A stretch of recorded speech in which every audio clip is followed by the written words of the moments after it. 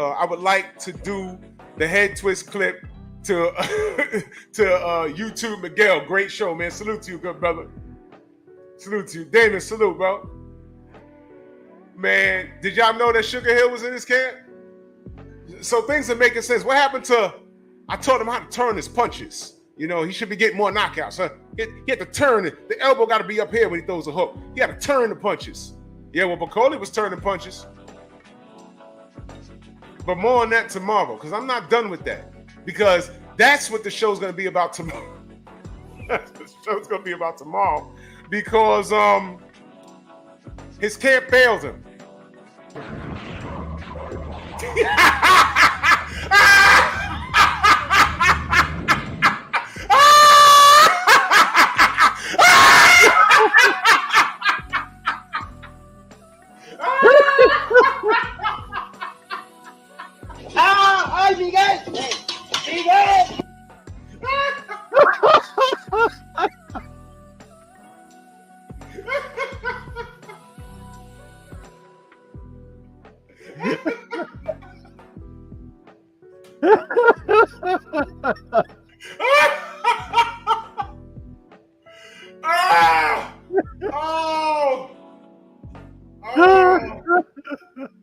Oh my God. Oh, I just broke a sweat.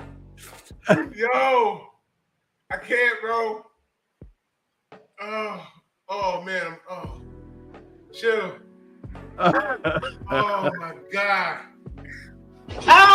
You guys.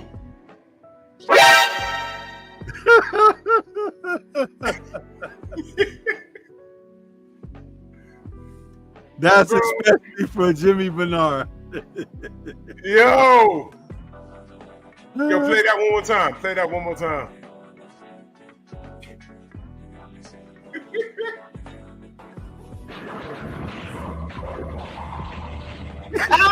You guys.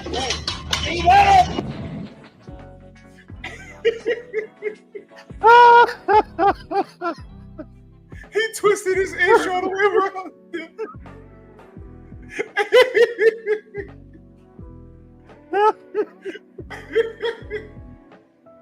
Yo. Oh my goodness. I can't, bro. That's funny, man. But it was a setup fight.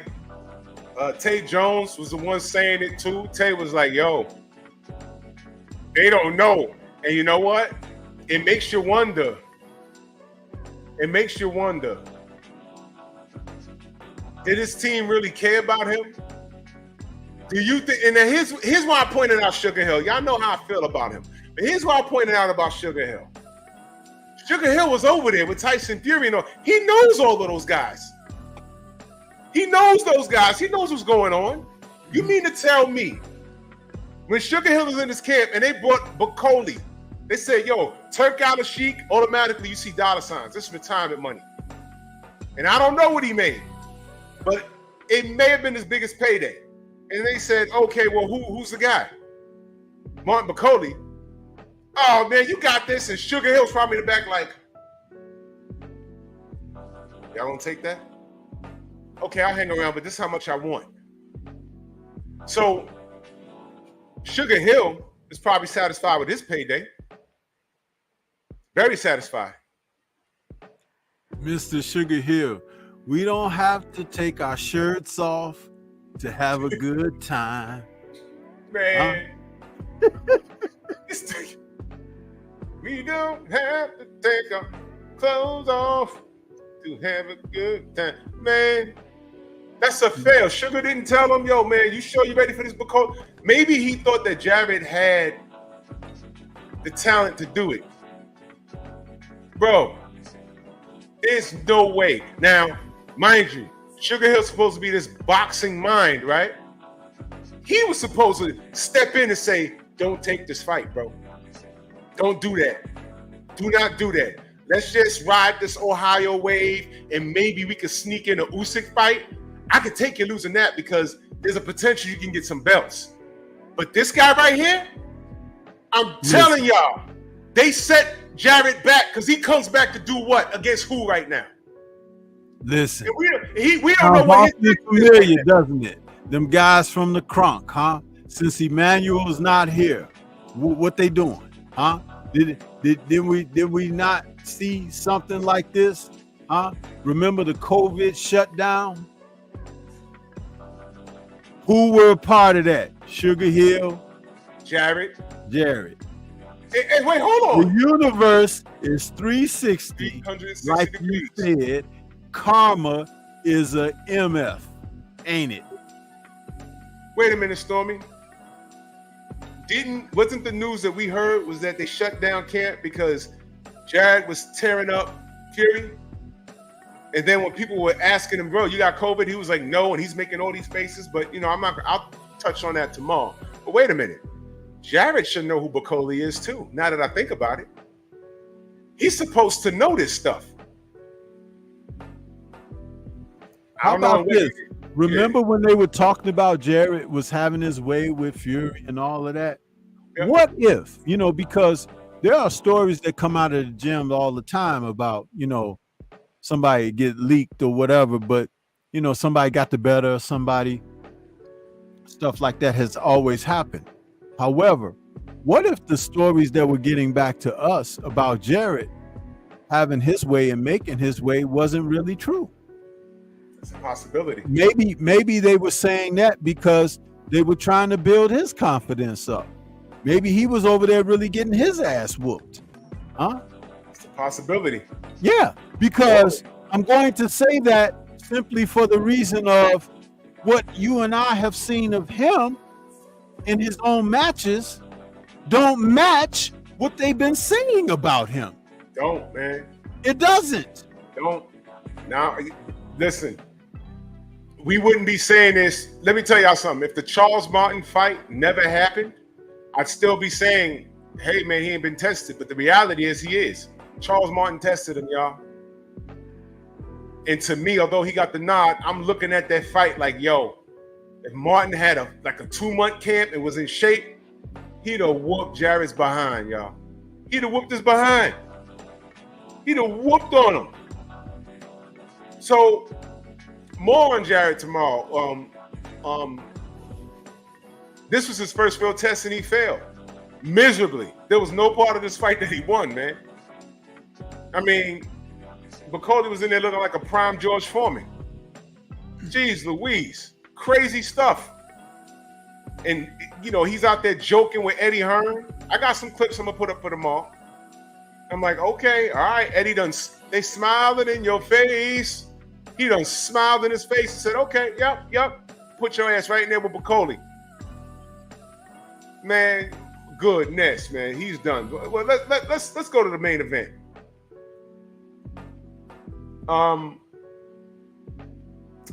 Bud versus Madrimov. Okay. I'm already reading comments. Did y'all know there's people talking about Madrimov got robbed? Now, I'm going to tell y'all straight up. I watched the fight. I scored it. I did have it a draw. I had it a draw. I'm going to watch it again. When I uploaded my video, I had it a draw. But let me say this, though.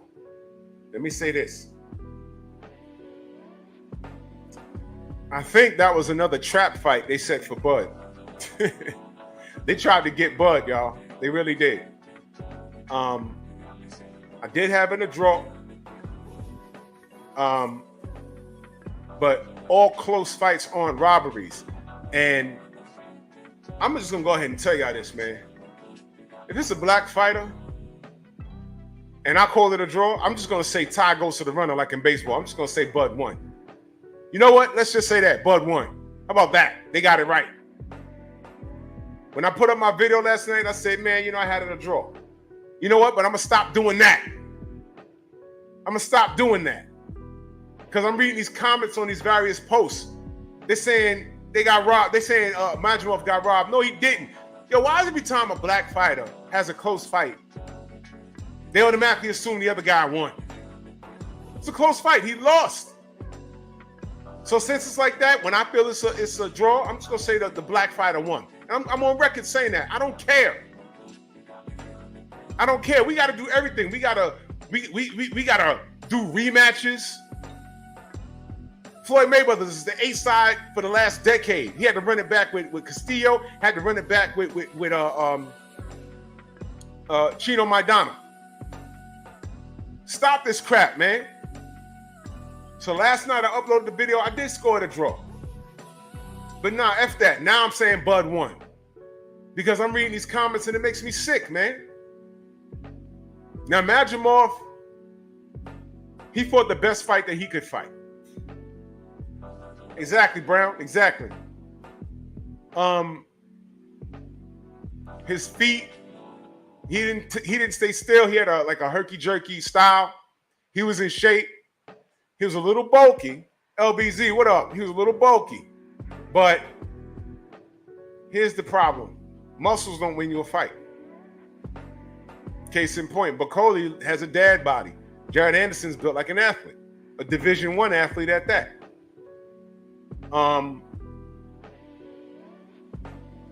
Bud was Bud, man. Bud was Bud. And I'm gonna tell y'all something else, man. It gets to the point where you can tell what kind of fight people are watching. I'm watching the fight to see what happens. Some people hone into their favorite fighter to see what he's doing, and they ignore what the opponent is doing. I'm watching it from all angles. I bet y'all didn't realize, damn, what round was it? Bud went to that dude's body. You know he don't like it to the body, right? All those muscles, he ain't like it to the body. Bud clapped him at the body 2 times, the round ended. When he turned around and walked to the corner, he did like this. I was like, there it is. Bud should have went to the body from round 1. But this dude, he was light on his feet, and I'm listening to the commentary, and everyone's saying, oh man, he couldn't do no with him. Stay away from Canelo. Let me tell y'all something. F Canelo. Let me ask y'all a question. Is Canelo bouncing around like Majimov is? No. Canelo stands in the pocket. He has excellent head movement. You think Bud's going to do that and stay in the pocket with him? No, Bud's going to be moving around him. Stop it. The dude had a herky-jerky style. He fought a way above average fight. He fought a better fight than people thought. It took Bud a second to figure him out. I scored it a draw, but now I'm saying Bud won because of what I'm reading. Now Bud ain't ready for Canelo. Now Bud lost the step. You should read, man. They always do this. They always do this, man. They always do this to us. I'm tired of. I shouldn't even said it here. I scored it. I shouldn't even said my score. I should have just BS y'all. This is crazy, but you know that's just not how I'm built. But now I'm saying it because now I'm gonna openly be biased on purpose. So now I'm saying Bud won, man. That's crazy.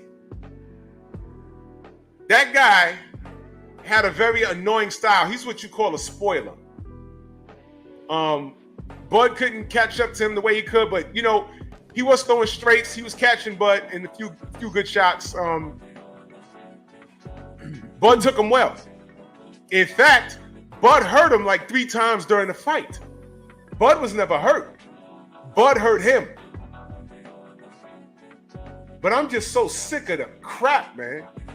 I'm so sick of the crap. And I knew it was coming. They do it to all of us. They do it to all of us. So now I'm reneging on my video. F that, Bud won. Just because. You guys make me sick, man. This is stupid. And but you know, I'm not gonna hate on Majimov. He did the best he could. But I knew they were gonna do that. If Bud lost, they were gonna discredit him. He won. No matter how I scored it, he won, and they still discredited him. Bud can't win for losing, but you know what? Guess what, Bud? It's not only you. It's your people, these people. They always do that to us. But Stormy, you go ahead on that. Well, let me start by saying shout out to Eddie Hearn, who was wrong once again. He had said that Majimov was going to knock Bud out. and everything's gonna be the first person to tuck Bud away and put him in a blanket and all of that stuff. And what I noticed more than anything, because I talked about the body shots and stuff like that. Guys like Madrimov don't go to the body. They don't do that. That's not a part of their repertoire. And then when you do it to them, guys like him, Triple G, who is his original clone donor, when you put those guys in there like that and you go to their bodies, it shakes up everything about what they do. Because their mindset, the European mindset is always with brawn. It's never with brain. But Bud is special in the sense that he has fused brain and brawn with technical proficiency and the ability to be talented, mixed with athleticism as well, to become a 5-dimensional fighter. At 37 years of age, with none of the pitfalls that happens to befall a lot of fighters of today, guys who drink, they party, they get woefully out of shape and overweight. He's never done those things. That's right. So he's preserved in his 41 fights with 30 plus knockouts and hasn't taken the damage that a lot of other guys have in a shorter career. Now, when he was in there with this young man, he didn't have to go and prove like that man in that article from Boxing News 24 said, Chris Williams, that chump, when he went and said that Bud has to do X, Y, Z and all of this in order to prove that he can get a fight with Canelo. All Bud needed to do was win, baby. That's it. That's all he needed to do. If we're in a race and I cross the finish line before you by what they call it, a hair or an eighth of an inch or whatever, however they measure, something crazy, like millisecond, something like that. When you do that, I won. So you could cry that, man, it was really close and the judges seemed no. I won. I crossed the finish line before you. Bud crossed the finish line last night by finishing up strong in the championship rounds. This young man took it easier in the championship rounds. A lot like Vasily Lomachenko, right? Yeah. Oh, how funny that these things happen this way, that they seem to share not only the DNA of, the lack of melanin and everything, but they seem to share that brawn over brain mentality too. That's right. See, I'm gonna tell you something, and I said this about Bud in my post-fight show. As quirky a personality that he has, as weird as he can be as a fighter, he still is one of the best at what he does. And you cannot take that away from him. He is still beating guys that are younger, stronger, and he's able to do this because everything that he's garnered throughout his career, he has formulated a library of references where he can go into each subject and pull out something that's needed for the moment.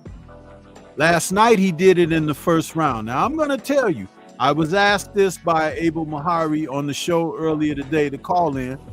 But, if you notice, midway through the first round, he changed from orthodox to southpaw right away. Oh, yeah.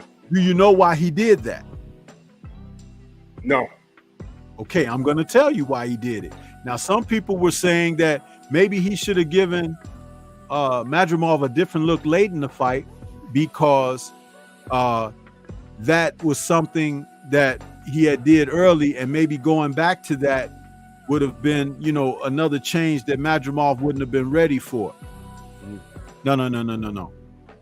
Bomac talked about it in the post-press fight conference because he was asked, do you think that you should have told Bud to go back to being orthodox later in the fight.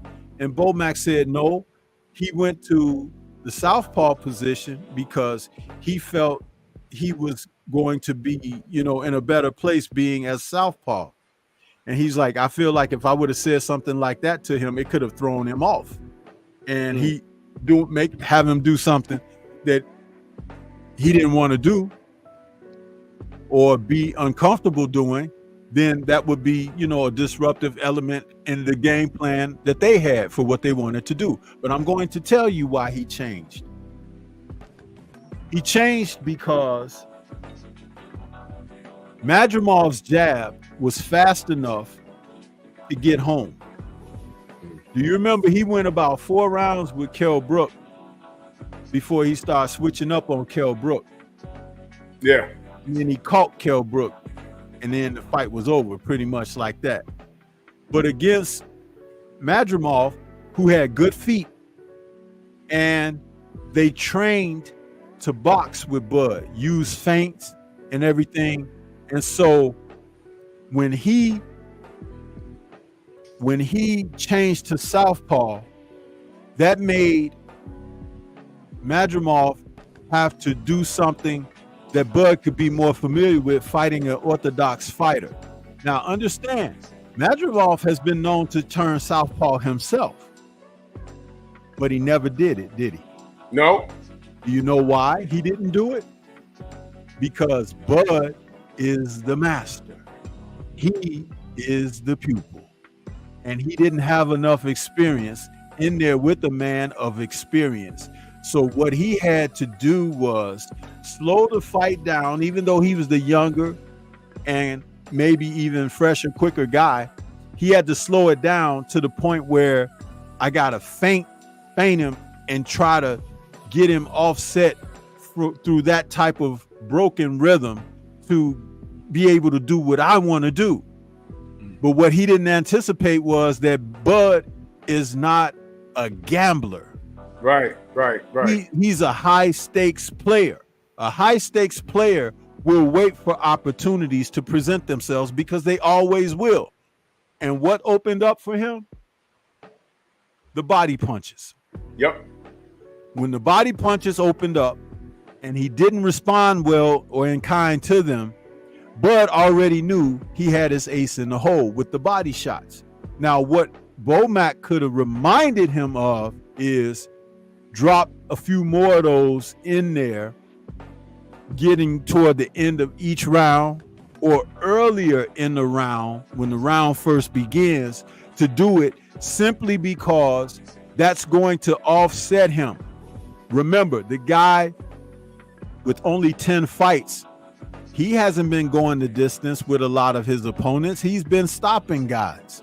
Right. So when they got into deep waters, he slowed down his thinking process even more because he didn't want to take certain risks in there against a guy that could get him out of there. And if you don't think that Bud could get him out of there, understand this aspect of how Madrimov fought. He didn't take risks. He didn't. Right. If Bud didn't have something to get rid of him, he would have taken those risks. He would have gone in there and go for broke. But he didn't.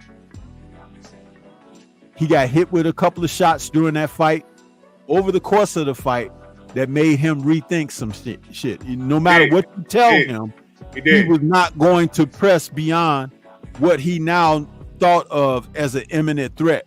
So therefore, all Bud needed to do was stay out front for the fight. He didn't have to gamble or risk or go for broke because he was winning the fight. And that's the difference between when you understand high level boxing and two guys who are just boring. You understand? That wasn't boring. It was a chess match being played out, and both men had ways to attack the other, but one was more experienced, and he was allowing that guy to try to make the mistake, and the guy didn't step out to take the risk to make the mistake. And so therefore, that guy who was protecting that queen the way he's supposed to, he warded off the threat.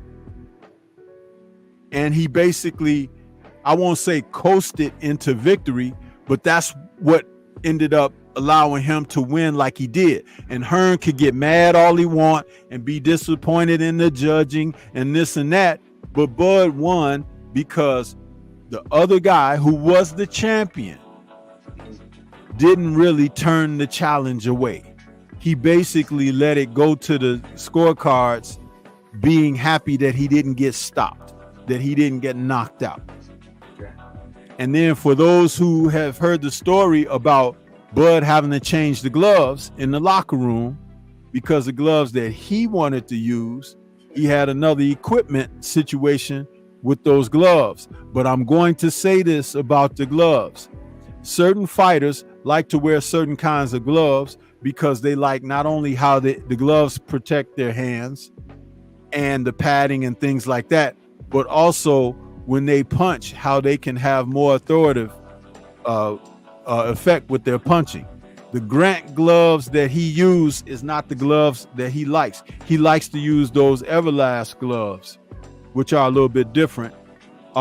Mike Tyson used to like to use the Everlast gloves, but being a puncher, you would have thought that he would have preferred Reyes, but he didn't. He didn't like Reyes gloves. He liked the other gloves. See, sometimes it's a psychological thing, because if you've hurt your hand before or have had hand injury, certain gloves will give you a certain type of protection. When you wear them and you're comfortable and you can punch with all of your authority while wearing them, because you know that your hands are pretty protected, especially how whomever wraps your hands wraps them. Yep. So that's something that where you have a comfort zone. When he had to change his gloves like that, it took a little bit of his concentration off of what he does. And you could also see it took a little bit of the effect off of what he does when he punches. Because think about it. He hit that guy with some solid shots, but the guy didn't want to take the risk. And early in the fight, the announcers were talking about how Bud had damage around his right eye, which he did. And his corner took care of it because they got the swelling down after it initially came up. I think it was round 3, 4, something like that. That swelling was coming up. They did good because by the end of the fight, that swelling had subsided. So they got it away from the eye pretty good. But did you see Madrimov's eye? His left eye was damaged. He came to the post press conference with glasses on.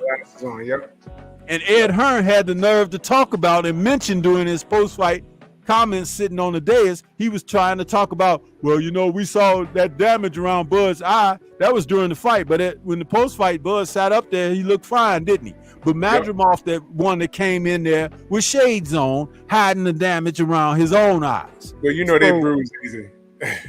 Yeah, but it happens because he was being touched. That's all I'm trying to say. I just went the long route. He was being touched, and nobody touched him like that before. And there's probably not another fighter outside of Crawford who can touch him like that presently. So, you know, he's dealing from a great position because Bud is closer to the end of his career than he is in the midst of a career. And that's how that plays out. But those are my thoughts about that. And I'm going to say it one last time. Terrence Bud Crawford is a 5-dimensional fighter. He's the best of this era. They don't want to give him the credit. And he's not a boring fighter. Floyd has shown tendencies to be boring because he broke it down to an economic science for himself. If I just win 7 rounds over you, I've won. Bud doesn't think like that. Bud thinks from a standpoint of breaking you down within the fight round by round. If there's a chance to get you up out of there, he's going to go for it. If there's a chance to turn back your challenge and put you in your place, he's going to do it. If there's a chance for him just to make you look silly and foolish, he's going to do it. That's so much different from Floyd Mayweather. But see, people don't have an appreciation for that because they don't watch boxing like that. I was asked earlier about, you know, the thing about guys boxing. I was like, when it's at a high level like that, you have to be able to see exactly what you're looking at. You have to see the levels. Now, Madrimov is a good fighter, but he's not great. But he happened to be in there against a great fighter. And that was very good for him because he got taught some things in there. We'll see how he looks and fares going forward in his career. But it's going to take a hell of a fighter to defeat that young man out of Nebraska. Yo, salute to the Audacity podcast and that super in the Cash App. Much love. He says Black American fighters are most hated, even hated by our own people. Hashtag Black first. Which is why, although I had it a draw, I'm gonna treat it like baseball moving forward. Tie goes to the runner. F that, Bud won. Our family, Shabazz, says he had it 8-4 for Bud. I'm gonna go look at it again. I could be wrong. I'm not perfect. But right on cue, I don't know who this person is. D843 Chuck with a capital C at the end. Okay, apparently he has a story about Bud. Okay, you ain't gotta like Bud, but people see different things. You ain't gotta like Bud, you know. But what I'm talking about is what I saw in the boxing match.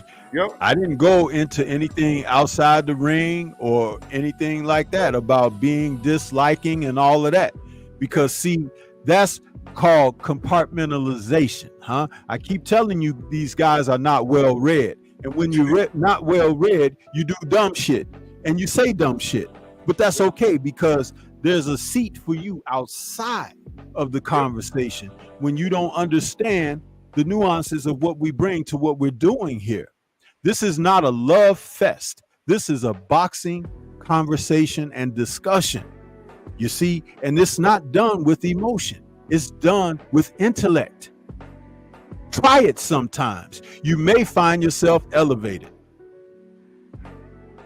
Now, I just went to this dude's page. She's 11 years on YouTube, and I think that's you with a Triple G hat on, hugging up under Arrow with a Triple G hat on.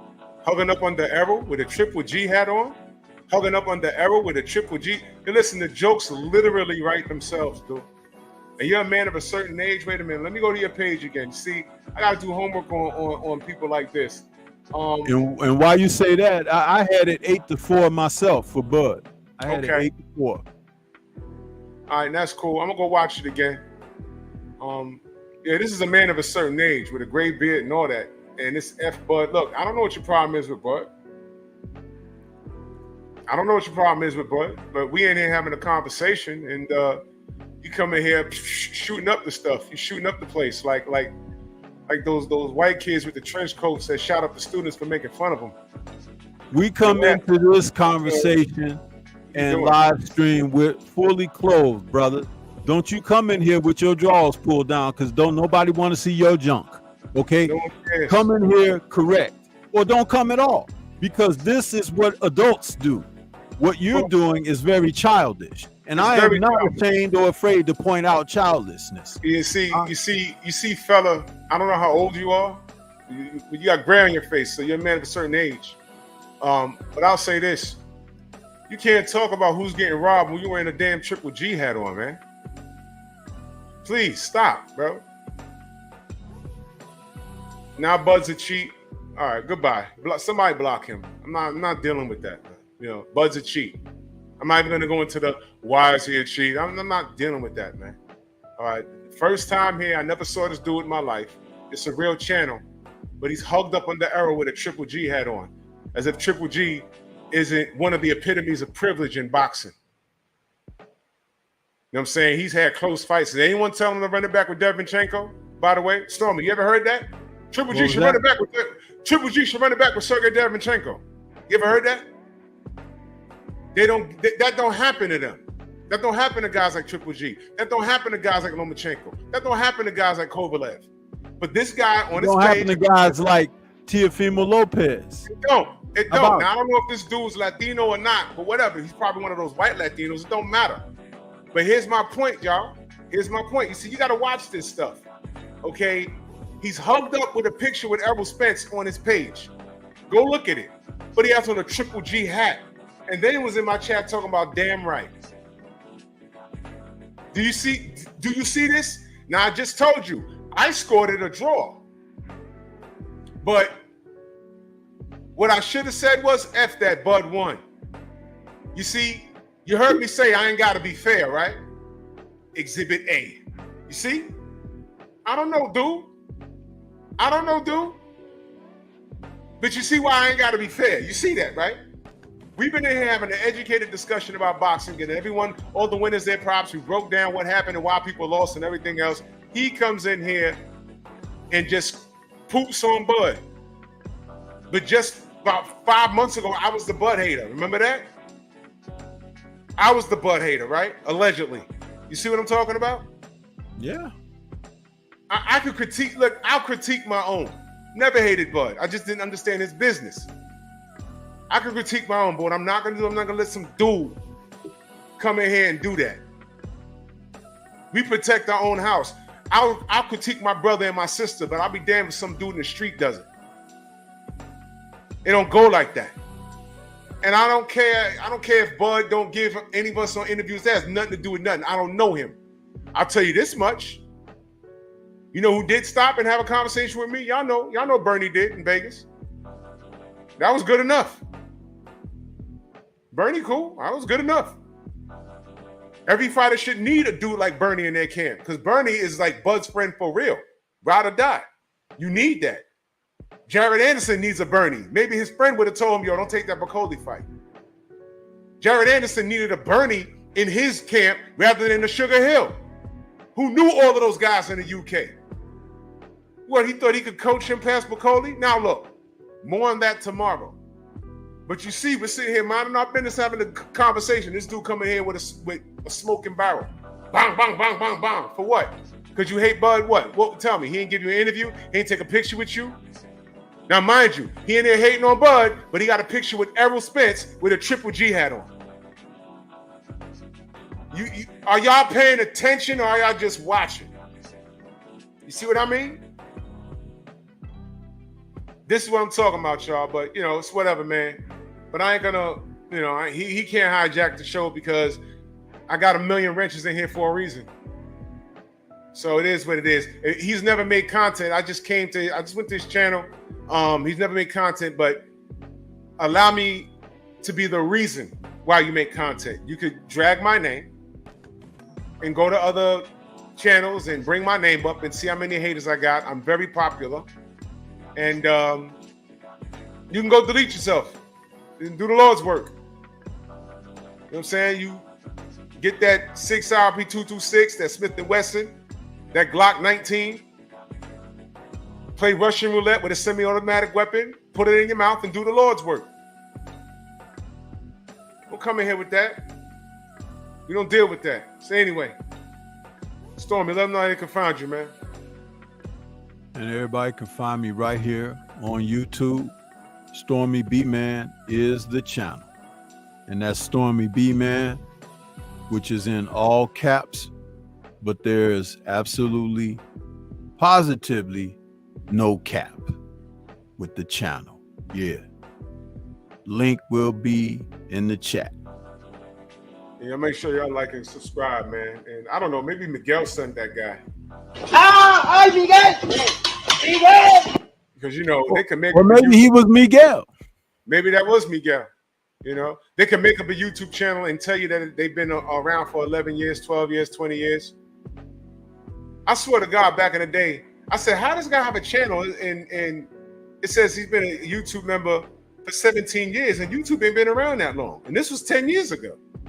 I said, how's that? And I know I saw that, but I wasn't even doing content back then. I said, YouTube was. What do we say about it, man? We always say the math ain't mathing, dude. Math ain't mathing. Stormy, you uploaded a video, and I screenshot and sent it to you. I said, how you got 12 views, but it said you had like 1,000 likes? I was like, what? They did it to BF, they did it to me. I said, man, come on, Miguel's hard at work. You doo-doo chaser. So Nerd Zone Culture tomorrow, we're going to be talking about a cult classic. You want to tell them what we're talking about, Stormy? Tomorrow, we will be talking about The Warriors from 1979. And that film, the impression that it had on the U.S., because gangs all over the country decided they wanted to stand up and be seen, heard, and shot. That's the result of that film. From the Bronx, and they had to bop all the way to Brooklyn, man. I can't wait for tomorrow. I'll be talking boxing right here tomorrow. Pep talk tomorrow. And we out here working, man. Salute to all of you. Venmo, Zelle, Cash App, Super Chat, man. If I miss you in the chat, know that I love you, man. And y'all support me. And, you know, I appreciate that. I really do. And the reunion, y'all. Let me see y'all in Atlanta.